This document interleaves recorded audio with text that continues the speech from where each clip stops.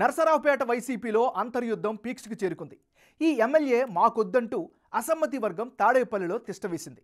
సొంత పార్టీ నేతలే ఎమ్మెల్యే అసమ్మతి వర్గానికి నాయకత్వం వహిస్తుండగా సీటు చిరుగుతుందేమో అనే డౌట్లో సిట్టింగ్ ఎమ్మెల్యేకు చెమటలు పడుతున్నాయి. ఇంతకీ ఎమ్మెల్యే గోపిరెడ్డికి ఎందుకు ఈ పరిస్థితి? స్థానానికి పార్టీ కేడర్ ఏం కోరుకుంటున్నారు? గోపిరెడ్డి గారిని మా నియోజకవర్గం నుంచి మార్చి ఇంకొకళ్ళకి ఇవ్వాలని నేను కోరుకుంటున్నాను. ఎంత త్యాగానికైనా కష్టపడతాం, కానీ ఆయన వండికి వద్దని పత్రికా మోక్షంగా ప్రజల సమక్షంలో నిర్ణయించుకుంటూ నరసరావుపేట నియోజకవర్గంలో అసమ్మతి సెగలు తాడేపల్లికి చేరుకున్నాయి. సీఎం క్యాంపు కార్యాలయం వద్ద నియోజకవర్గ కార్యకర్తలు ధర్నా చేపట్టారు. రాబోయే ఎన్నికల్లో గోపిరెడ్డి శ్రీనివాసరెడ్డిని ఎమ్మెల్యే అభ్యర్థిగా ప్రకటించవద్దని సీఎంకు విన్నవించడానికి వచ్చామని అన్నారు. 100 కార్లతో ర్యాలీగా వచ్చిన 1000 మంది కార్యకర్తలు జగన్ ముద్దు, గోపిరెడ్డి వద్దు అంటూ నినాదాలు చేశారు. పార్టీ గెలుపు కోసం కష్టపడిన కార్యకర్తల్ని పక్కన పెట్టి డబ్బు దండుకోవడమే ధ్యేయంగా గోపిరెడ్డి చర్యలున్నాయంటూ అసమ్మతి వర్గం మండిపడింది. ఈసారి సీట్ ఎవరికిచ్చినా ఓకే గానీ గోపిరెడ్డికి మాత్రం ఇవ్వద్దంటూ సీఎం జగన్కు విన్నవించారు.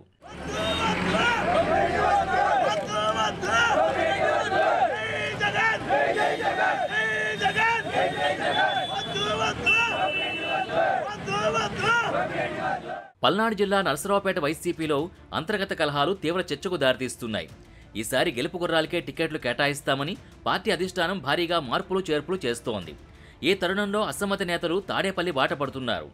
అసలు సంగతి తాడేపల్లిలోనే తేల్చుకోవడానికి సిద్ధపడుతున్నారు. ఈ క్రమంలో నరసరావుపేట నియోజకవర్గంలో కార్యకర్తలు 100ల సంఖ్యలో సీఎం క్యాంపు కార్యాలయానికి వచ్చారు.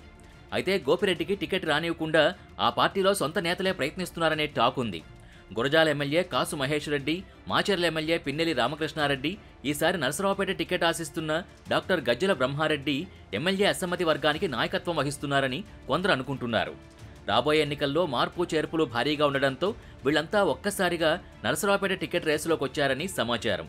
కాగా నియోజకవర్గంలో నేతల మధ్య ఆధిపత్య పోరుతో నరసరావుపేట వైసీపీ క్యాడర్ నలిగిపోతోందని పార్టీ శ్రేణులు ఆందోళన వ్యక్తం చేస్తున్నాయి.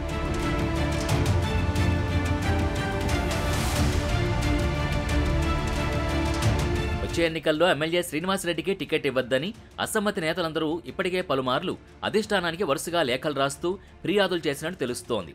ఒకవేళ కార్యకర్తల అభిష్టానికి విరుద్ధంగా గోపిరెడ్డికే టికెట్ ఇస్తే పార్టీ గెలుపు కష్టమేనని అసమ్మతి వర్గం గట్టిగానే చెబుతోంది. ఈ అసంతృప్తి వర్గంలో నరసరావుపేట నియోజకవర్గ పరిధిలోని పలువురు వైసీపీ సర్పంచులు, మున్సిపల్ మాజీ కౌన్సిలర్లు, నరసరావుపేట మార్కెట్ యార్డ్ చైర్మన్, నగర అధ్యక్షుడు కూడా ఉన్నారనే వార్తలు వస్తున్నాయి. ఎమ్మెల్యే గోపిరెడ్డిపై స్థానిక పార్టీ నేతలంతా తీవ్రమైన ఆరోపణలు చేస్తున్నారు. పార్టీ కార్యకర్తల్ని పక్కన పెట్టి రియల్టర్లకు, వ్యాపారస్తులకు, చివరకు టీడీపీ వర్గానికి కొమ్ము కాస్తున్నారంటూ ఆరోపిస్తున్నారు. ప్రతి గ్రామం కూడా ముఠాలు ఏర్పాటు చేశారు. ఎందుకు? తన స్వప్రయోజనాల కోసం. పంచాయతీ సర్పంచ్ దగ్గర నుంచి కూడా చివరికి జడ్పీటీసీ వరకు, ఎంపీపీ వరకు అన్నీ కూడా ఆయనే అనుభవిస్తూ ఉన్నాడు పదవులు. పంచాయతీ సర్పంచ్ గ్రాంట్ ఖర్చు పెట్టాలన్నా ఆయన చెప్తేనే ఖర్చు పెట్టాలి. ముఠాలుగా తయారు చేసి ఊరికి 10 మంది నాయకులను తయారు చేసి వాళ్ళు ఏ నాయకుడు చేయాలి చెప్పండి? ఏ నాయకుడు చేసి జగన్మోహన్ రెడ్డి గారిని ముఖ్యమంత్రిని చేయగలుగుతారు?